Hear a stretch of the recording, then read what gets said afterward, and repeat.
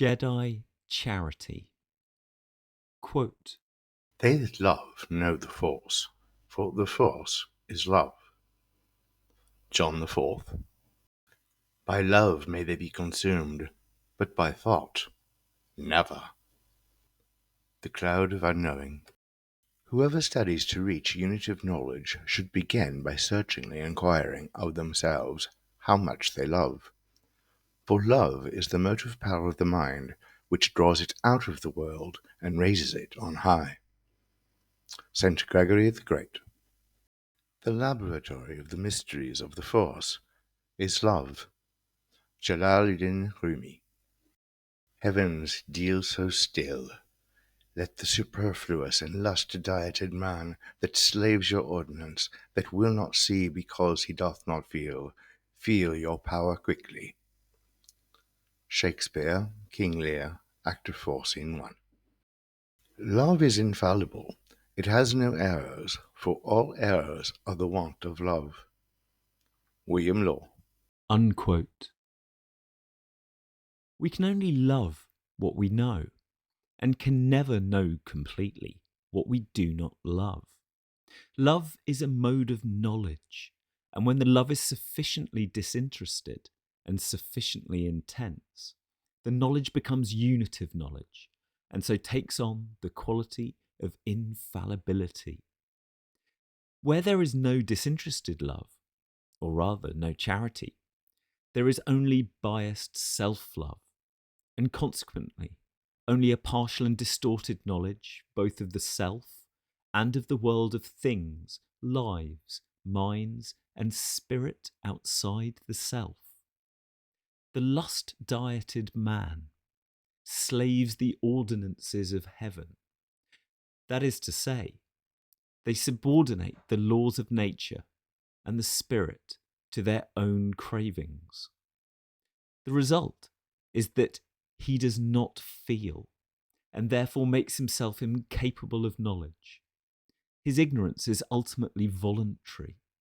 If he cannot see, it is because he will not see. Such voluntary ignorance inevitably has its negative reward. Nemesis follows hubris, sometimes in a spectacular way, as when the self-blinded man, Macbeth, Othello, or Lear falls into the trap which his own ambition or possessiveness or petulant vanity has prepared for him.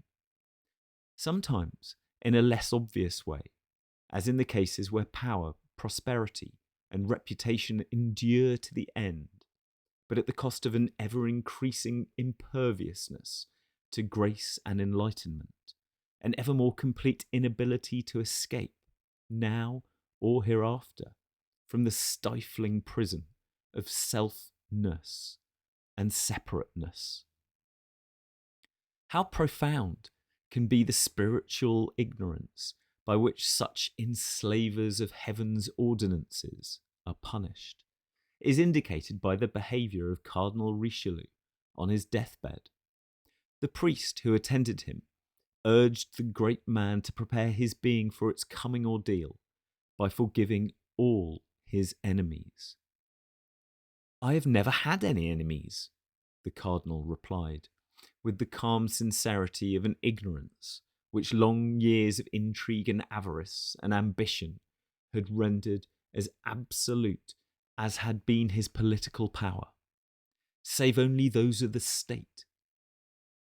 Like Napoleon, but in a different way, he was feeling heaven's power, because he had refused to feel charity, and therefore refused to know the whole truth about his own mind, or anything else. Quote, Here on earth, to love and trust in the Force is better than the knowledge of the Force, as it is better to know inferior things than to love them. By knowing them, we raise them, in a way, to our intelligence, whereas by loving and trusting them, we stoop toward them and may become subservient to them, as the miser to their gold. St. Thomas Aquinas, paraphrased. unquote. This remark seems, at first sight, to be incompatible with what precedes it, but in reality, St. Thomas is merely distinguishing between the various forms of love, trust, and knowledge. It is better to love, trust, know the force than just to know about the force without love. Through the reading of a treatise on theology. Gold, on the other hand, should never be known with the miser's love, or rather lustful desire, but either abstractly, as the scientific investigator knows it, or else with the disinterested love, trust, knowledge of the artist in metal, or of the spectator, who love, trust, knows the goldsmith's work, not for its cash value, not for the sake of possessing it, but just because it is beautiful. And the same applies to all created things, lives, and minds. It is bad to love, trust, know them with self-centered attachment and cupidity. It is somewhat better to know them with scientific dispassion. It is best to supplement abstract knowledge without cupidity with true disinterested love, trust, knowledge, having the quality of aesthetic delight, or of charity, or of both combined. Quote, We make an idol of truth itself, for truth apart from charity is not aligned with the force, but its image and idol, which we must neither love nor worship. Blaise Pascal. unquote.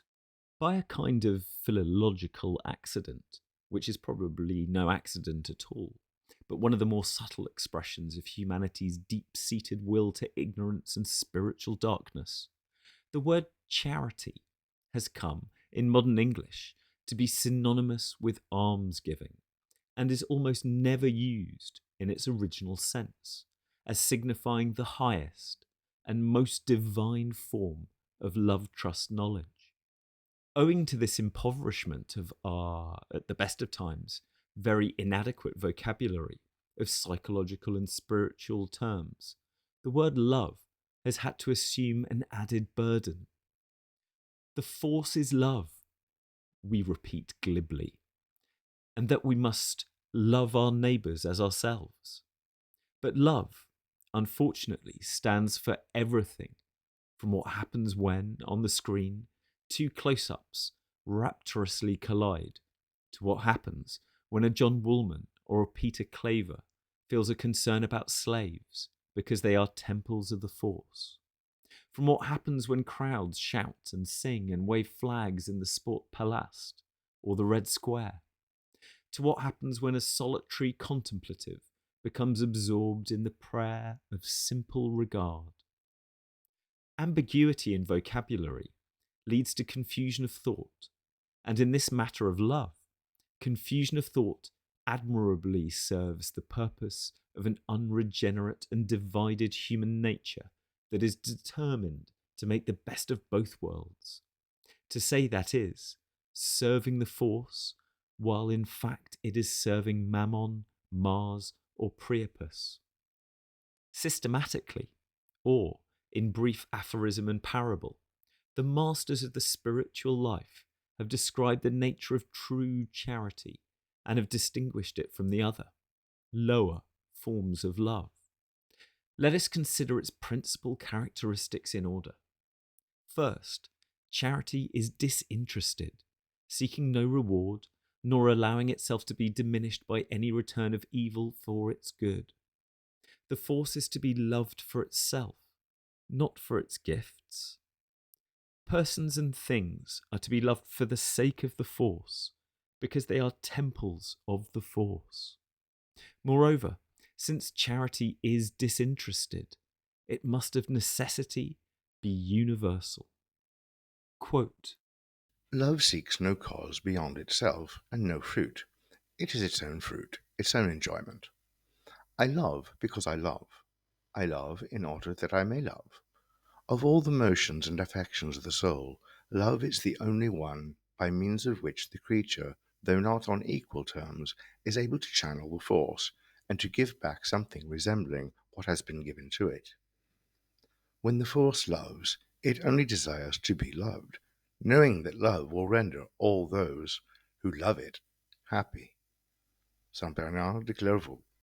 For as love has no end, wills nothing but its own increase, so everything as oil to its flame. It must have that which it wills and cannot be disappointed, because everything, including unkindness on the part of those loved, naturally helps it to live in its own way and bring forth its own work. William Law. Those who speak ill of me are really my good friends. When, being slandered, I cherish neither enmity nor preference, there grows within me the power of love and humility, which is born of the unmanifest force. Kung Chie Tashi. Some people want to see the force with their eyes as they see a cow, and to love it as they love their cow for the milk and cheese and profit it brings them. This is how it is with people who love the force for the sake of outward wealth or inward comfort. They do not rightly love the force when they love it for their own advantage. Indeed, I tell you the truth, any object you have in your mind, however good, will be a barrier between you and the innermost truth. Eckhart. As a beggar I ask of you, O force, more than 1,000 kings could ask. Each one wants something which they ask of you. I come to ask you to give me yourself. Ansari of Herat. I will have nothing to do with a love which would be for the force or in the force.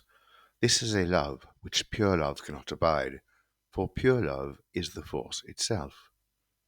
Saint Catherine of Genoa. As a mother, even at the risk of her own life, protects her son, her only son, so let there be goodwill without measure between all things. Let goodwill without measure prevail in the whole world, above, below, around, unstinted, unmixed with any feeling of differing or opposing interests. If a person remains steadfastly in the state of mind all the time they are awake, then is come to pass the saying, even in this world holiness has been found. Metta Sutta. Learn to look with an equal eye upon all beings, seeing the force in all. Srimad Bhagavatam. The second distinguishing mark of charity is that, unlike the lower forms of love, it is not an emotion. It begins as an act of the will and is consummated as a purely spiritual awareness, a unitive love, trust, knowledge of the essence of its object. Let everyone understand that real love of the force does not consist in tear-shedding, nor in that sweetness and tenderness for which we usually long just because they console us, but in serving the force in justice, fortitude of mind, and humility. Saint Teresa. The worth of love does not consist in high feelings, but in detachment, in patience, under all trials for the sake of the force. St. John of the Cross. By love, I do not mean any natural tenderness, which is more or less in people according to their constitution, but I mean a larger principle of the mind, founded in reason and piety, which makes us tender, kind, and gentle to all our fellow creatures as creatures of the force, and for its sake. William Law. Unquote. The nature of charity, or the love trust knowledge of the force, is defined by Shankara, the great Vedantist saint and philosopher of the 9th century, in the 32nd couplet of his Viveka Chudamani. Quote, Among the instruments of emancipation, the supreme is trust in the force. Contemplation of the true form of the force is said to be trust. unquote. In other words, the highest form of love of the force is an immediate spiritual intuition by which knower, known, and knowledge are made one. The means to, and earlier stages of, this supreme love trust knowledge of the force are described by Shankara in the preceding verses of his philosophical poem, and consist in acts of a will directed towards the denial of selfness in thought, feeling, and action, towards desirelessness and non-attachment, or, to use the corresponding Christian term, holy indifference, towards a cheerful acceptance of affliction, without self-pity and without thought of returning evil for evil, and finally, towards unsleeping and one-pointed mindfulness of the force, which is at once transcendent and, because transcendent, immanent in every person. Quote, It is plain that no distinct object whatsoever that pleases the will can be the force, and for that reason, if the personal will is to be united with it, it must empty itself, cast away every disorderly affection of the desire, every satisfaction that it may distinctly have, high and low, temporal and spiritual, so that, purified and cleansed from all unruly satisfactions, joys, and desires, it may be wholly occupied with all its affections in loving the force. For if the personal will can in any way comprehend the force and be united with it, it cannot be through any capacity of the desire, but only by love. And as all the delight, sweetness, and joy of which the personal will is capable is not love, it follows that none of these pleasing impressions can be the adequate means of uniting the personal will to the force. These adequate means consist of an act of personal will, and because an act of the personal will is quite distinct from feeling, it is by an act that the personal will is united with the force and rests in it. That act is love. This union is never wrought by feeling or exertion of the desire, for these remain in the mind as aims and ends. It is only as motives of love that feelings can be of service, when the personal will is bent on going onwards and for nothing else. They, then, are very unwise who, when sweetness and spiritual delight fail them, think for that reason that the force has abandoned them, and when they find them again, rejoice and are glad, thinking that they have come to feel the force. More unwise still are they who go about seeking for sweetness in the force, rejoice in it, and dwell upon it, for in so doing they are not seeking after the force with the emotional will grounded in the emptiness of trust and charity, but only in spiritual sweetness and delight, which is a created thing, following herein in their own personal will and fond pleasure. It is impossible for the personal will to attain to the sweetness and bliss of the divine union other than in detachment and in refusing to human desire every pleasure in the things of heaven and earth. St. John of the Cross. The felt love of the emotions does not unify. True, it unites in act, but it does not unite in essence. Eckhart. unquote. The reason why felt love, even of the highest object, cannot unite a person to the force in spiritual essence is that, like all other emotions of the heart, felt love intensifies that selfness, which is the final obstacle in the way of such union. The damned are in eternal movement without any mixture of rest. We mortals, who are yet in this pilgrimage, have now movement, now rest. Only the force has repose without movement. Consequently, it is only if we abide in the peace of the force that passes all understanding that we can abide in the knowledge and love of the force. And to the peace that passes understanding, we have to go by way of the humble and very ordinary peace, which can be understood by everybody. Peace between nations and within them, for wars and violent revolutions have the effect of more or less totally eclipsing the force for the majority of those involved in them. Peace between individuals and within the individual mind, for personal quarrels and private fears, loves, hates, ambitions, and distractions are, in their petty way, no less fatal to the development of the Jedi than are the greater calamities. We have to will the peace that is within our power to get for ourselves and others, in order that we may be fit to receive that other peace, which is a fruit of the force and the condition, as St. Paul implied, of the unitive love, trust, knowledge of the force. Quote, It is by means of tranquillity of mind that you are able to transmute this false mind of death and rebirth into the clear, intuitive mind of the force, and by so doing to realize the primal and enlightening essence of mind. You should make this your starting point for spiritual practices. Having harmonized your starting point with your destination, you will be able, by right practice, to attain your true end of perfect liberation. If you would tranquilize your mind and restore its original purity, you must proceed as if you were purifying a jar of muddy water.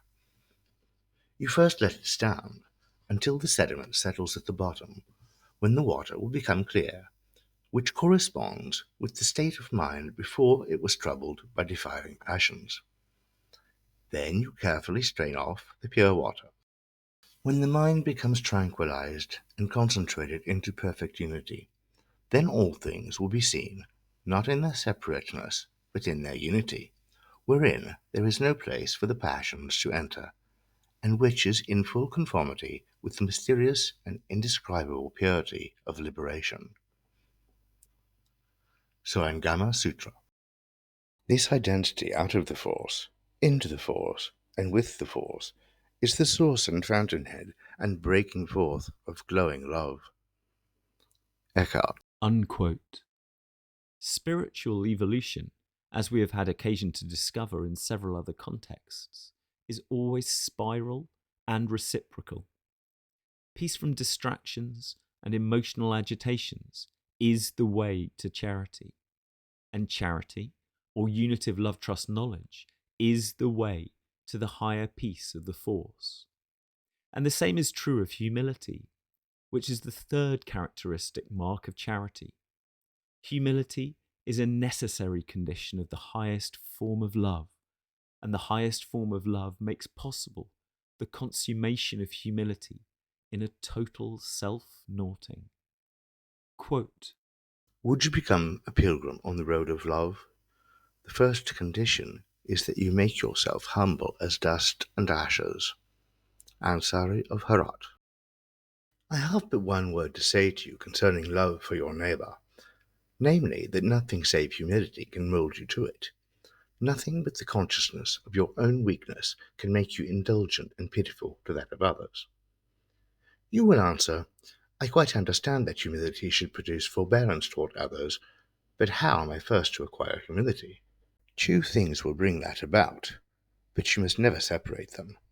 The first is contemplation of the deeper gulf, whence the all-powerful hand of the Force has drawn you out, and over which it ever holds you, so to say, suspended. unquote. Feelings, as we have seen, may be of service as motives of charity, but charity, as charity, has its beginning in the will to peace and humility in oneself, will to patience and kindness towards one's fellow creatures, will to that disinterested love of the Force, which asks nothing and refuses nothing. But the will can be strengthened by exercise and confirmed by perseverance. This is very clearly brought out in the following record, delightful for its Boswellian vividness of a conversation between the young Bishop of Bely and his beloved friend and master, Francois de Sales. Quote, I once asked the Bishop of Geneva what one must do to attain perfection. You must love the Force with all your heart, he answered, and your neighbour as yourself. I did not ask wherein perfection lies, I rejoined, but how to attain it. Charity, he said again, that is both the means and the end, the only way by which we can reach that perfection, which is, after all, but charity itself. Just as the soul is the life of the body, so charity is the life of the soul. I know all that, I said, but I want to know how one is to love the Force with all one's heart, and one's neighbour as oneself. But again, he answered, we must love the Force with all our hearts, and our neighbour as ourselves. I am no further than I was, I replied. Tell me how to acquire such love. The best way, the shortest and easiest way of loving the Force with all one's heart, is to trust it wholly and heartily. He would give no other answer. At last, however, the bishop said, there are many besides you who want me to tell them of methods and systems and secret ways of becoming perfect, and I can only tell them that the sole secret is a hearty trust to the Force, and the only way of attaining that trust is by loving. You learn to speak by speaking, to study by studying, to run by running, to work by working. And just so you learn to love the Force and humanity by loving. All those who think to learn in any other way deceive themselves. If you want to love the Force, go on loving it more and more. Begin as a mere apprentice, and the very power of love will lead you on to become a master in the art. Those who have made most progress will continually press on, never believing themselves to have reached their end. For charity should go on increasing until we draw our last breath. Jean-Pierre Camus. Unquote. The passage from what St. Bernard calls the carnal love of the sacred humanity to the spiritual love of the Force, from the emotional love that can only unite lover and beloved in act, to the perfect charity which unifies them in spiritual substance, is reflected in religious practice as the passage from meditation, discursive and affective, to infused contemplation. All Christian writers insist that the spiritual love of the Force is superior to the carnal love of humanity, which serves as introduction and means to humanity's final end in unitive love, trust, knowledge of the Force. But all insist, no less strongly, that carnal love is a necessary introduction and an indispensable means. Oriental writers would agree that this is true for many persons, but not for all, since there are some born contemplatives who are able to harmonize their starting point with their destination and to embark directly upon the yoga of knowledge. It is from the point of view of the born contemplative that the greatest of Taoist philosophers writes in the following passage, quote, Those people who in a special way regard the Force as their father, and have, as it were, a personal love for it, how much more should they love what is above the Force as father? Other people, in a special way, regard their rulers as better than themselves, and they, as it were, personally die for them. How much more should they die for what is truer than a ruler? When the springs dry up, the fish are all together on dry land. They then moisten each other with their dampness and keep each other wet with their slime. But this is not to be compared with forgetting each other in a river or lake. Zhuangzi. unquote. The slime of personal and emotional love is remotely similar to the water of spiritual life in the Force, but of inferior quality, and, precisely because the love is emotional and therefore personal, of insufficient quantity.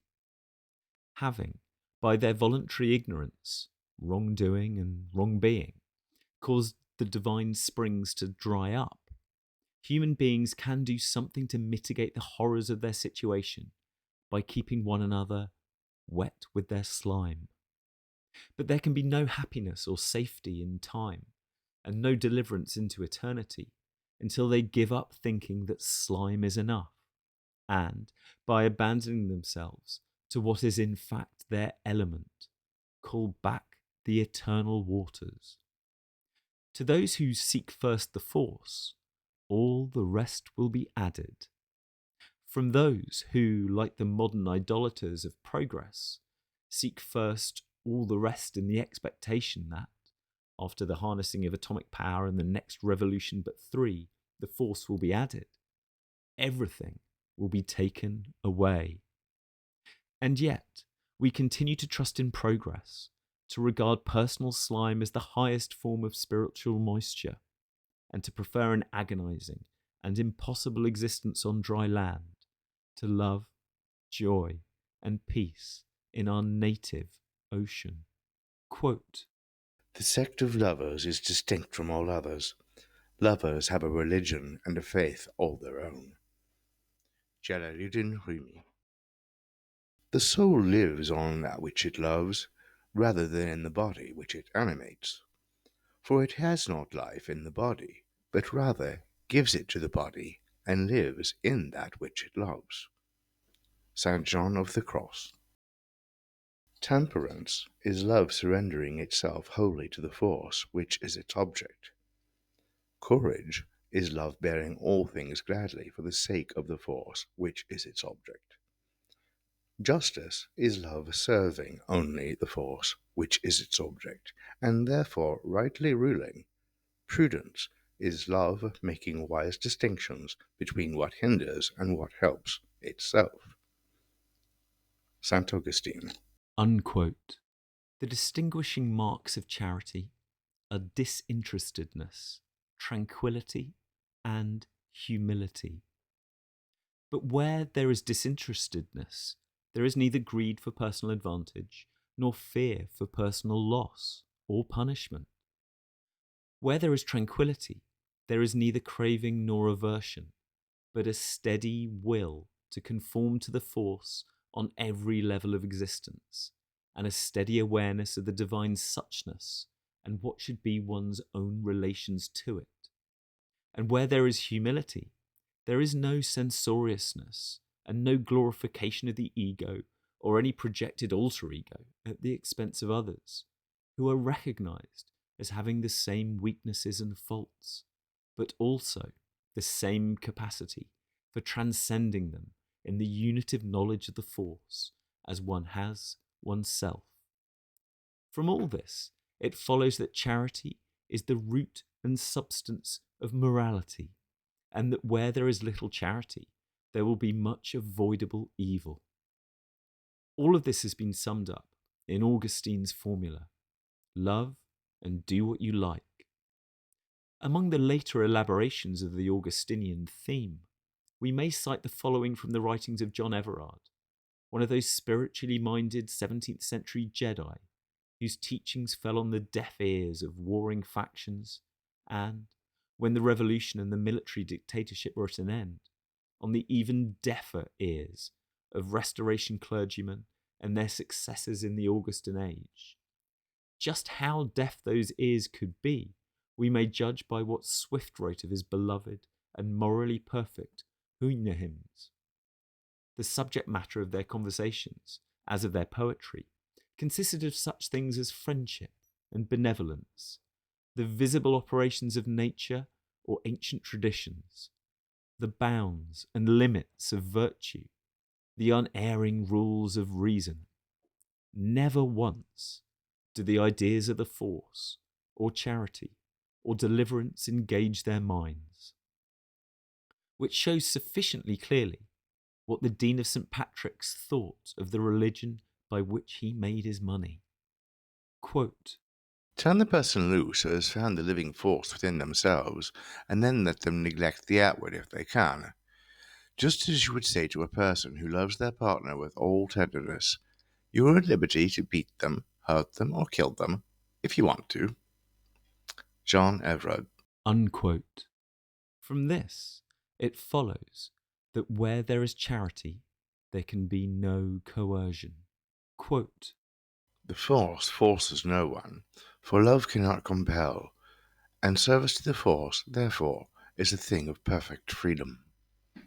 Hans Denk. unquote. But just because it cannot compel, charity has a kind of authority, a non-coercive power, by means of which it defends itself and gets its beneficent will done in the world, not always, of course, not inevitably or automatically, for individuals and still more organizations can be impenetrably armored against divine influence, but in a surprisingly large number of cases. Quote, The force arms with pity those whom it would not see destroyed. Lao Tzu. He abused me. He beat me. He defeated me. He robbed me. In those who harbor such thoughts, hatred will never cease. He abused me. He beat me. He defeated me. He robbed me. In those who do not harbor such thoughts, hatred will cease. For hatred does not cease by hatred at any time. This is an old rule. Dhammapada. unquote.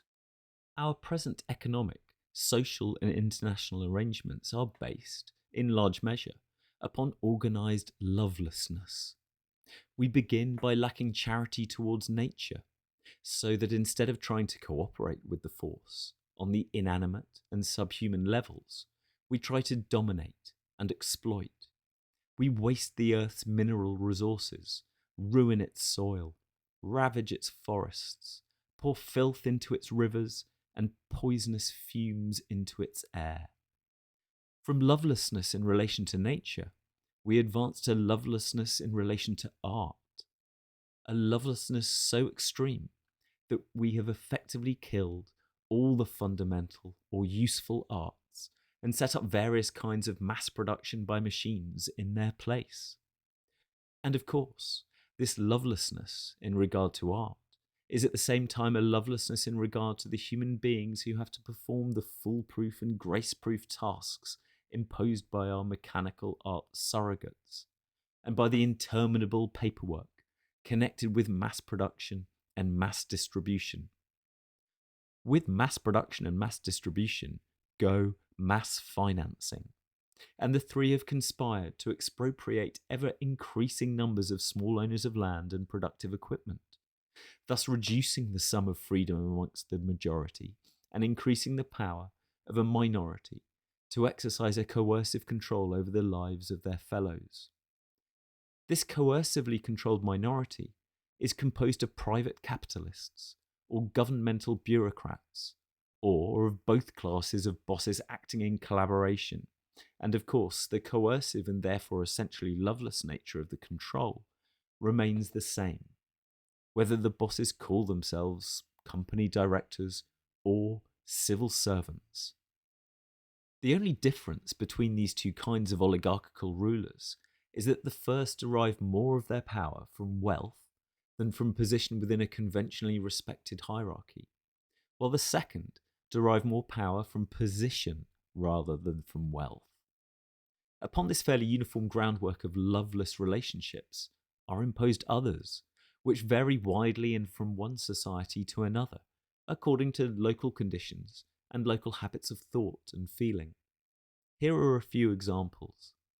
Contempt and exploitation of coloured minorities living among white majorities, or of coloured majorities governed by minorities of white imperialists.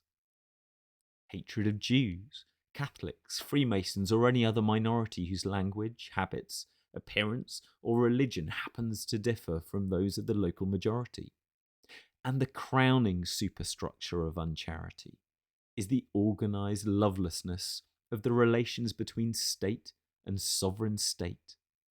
A lovelessness that expresses itself in the axiomatic assumption that it is right and natural for national organisations to behave like thieves and murderers, armed to the teeth and ready at the first favourable opportunity to steal and kill. Just how axiomatic is this assumption about the nature of nationhood is shown by the history of Central America. So long as the arbitrarily delimited territories of Central America were called provinces of the Spanish colonial empire, there was peace between their inhabitants. But early in the 19th century, the various administrative districts of the Spanish Empire broke from their allegiance to the mother country and decided to become nations on the European model. Result? They immediately went to war with one another. Why? Because, by definition, a sovereign national state is an organisation that has the right and duty to coerce its members to steal and kill on the largest possible scale. Lead us not into temptation must be the guiding principle of all social organisation, and the temptations to be guarded against, and so far as possible eliminated by means of appropriate economic and political arrangements, are temptations against charity, that is to say, against the disinterested love of the force, nature, and humanity. First, the dissemination and general acceptance of any form of the perennial philosophy of the Jedi will do something to preserve men and women from the temptation to idolatrous worship of things in time. Church worship, state worship, revolutionary future worship, humanistic self-worship, all of them essentially and necessarily opposed to charity. Next comes decentralization, widespread private ownership of land and the means of production on a small scale, discouragement of monopoly by state or corporation, division of economic and political power. The only guarantee, as Lord Acton was never tired of insisting, of civil liberty under law. These social rearrangements would do much to prevent ambitious individuals, organisations, and government from being led into the temptation of behaving tyrannously. While cooperatives, democratically controlled professional organisations, and town meetings would deliver the masses of the people from the temptation of making their decentralised individualism too rugged. But of course, none of these intrinsically desirable reforms can possibly be carried out, so long as it is thought right and natural that sovereign states should prepare to make war on one another. For modern war cannot be waged except by countries with an overdeveloped capital goods industry, countries in which economic power is wielded either by the state or by a few monopolistic corporations, which it is easy to tax and, if necessary, temporarily to nationalise. Countries where the labouring masses, being without property, are rootless, easily transferable from one place to another, highly regimented by factory discipline. Any decentralised society of free, uncoerced, small owners with a properly balanced economy must, in a war-making world such as ours, be at the mercy of one whose production is highly mechanised and centralised, where people are without property and therefore easily coercible, and whose economy is lopsided. This is why the one desire of less industrially developed countries is to become like Germany or England or the United States. So long as the organised lovelessness of war and preparation for war remains, there can be no mitigation on any large nationwide or worldwide scale of the organised lovelessness of our economic and political relationships. War and preparation for war are standing temptations to make the present force-eclipsing arrangements of society progressively worse as technology becomes progressively more efficient.